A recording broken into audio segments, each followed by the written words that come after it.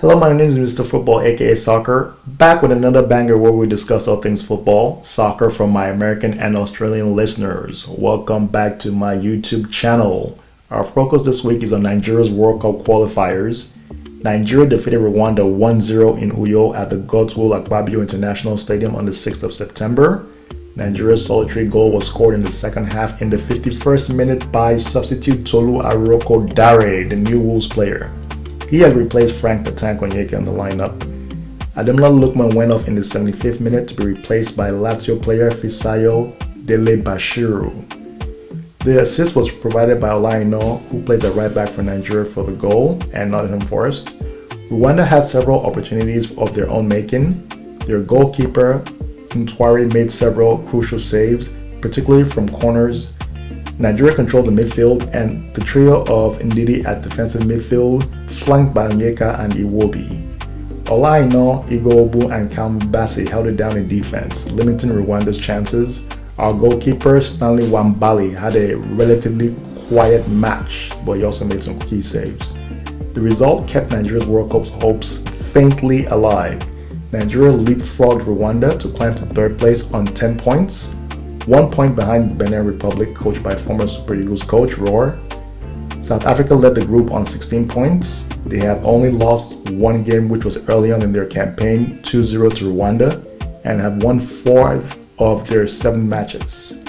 The crucial game against South Africa was on Tuesday, September the 9th in South Africa at the Orlando Stadium in Johannesburg. A win will have helped Nigeria's cause. CAS and FIFA have yet to issue a decision on South Africa fiasco for fielding an ineligible player.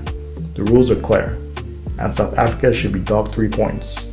The group may come down to goal difference. Nigeria started the game with a 4-2-3-1 formation with a 4-man backline. Bashiru and Ndidi sat deep with Moses, Simon, and Lookman on the wings. He will be playing in the hole right behind the striker Dessers, who led the line. Each team made 4 changes from their prior match. Questions will be asked as to why Coach Shell did not start Tolu Aroko-Dare, the goal scorer from the last match. Nigeria ended up drawing 1-1 with South Africa. Olaino, Nigeria's right back, limped off in the 8th minute due to injury.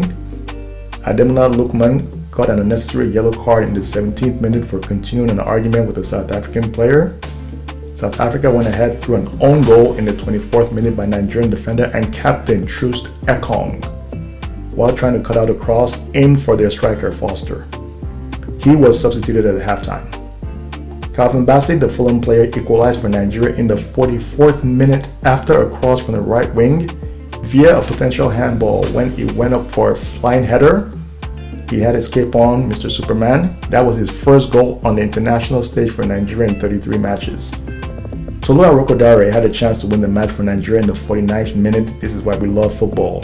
After embarrassing his defender and flashing his shot across goal. South Africa dominated possession and had a chance to win the game in the 67th minute with an audacious chip from close to the halfway line that had Nigeria's goalkeeper Stanley Wambali scrambling like an egg mill. As tensions rose, it transferred on to the two coaches as they engaged in a bit of argy-bargy. Order was restored and the match petered out. As it stands, South Africa are currently on 17 points, leading the group. Benin are second on 14 points, and Nigeria are level with Rwanda on 11 points, but in third place on goal difference.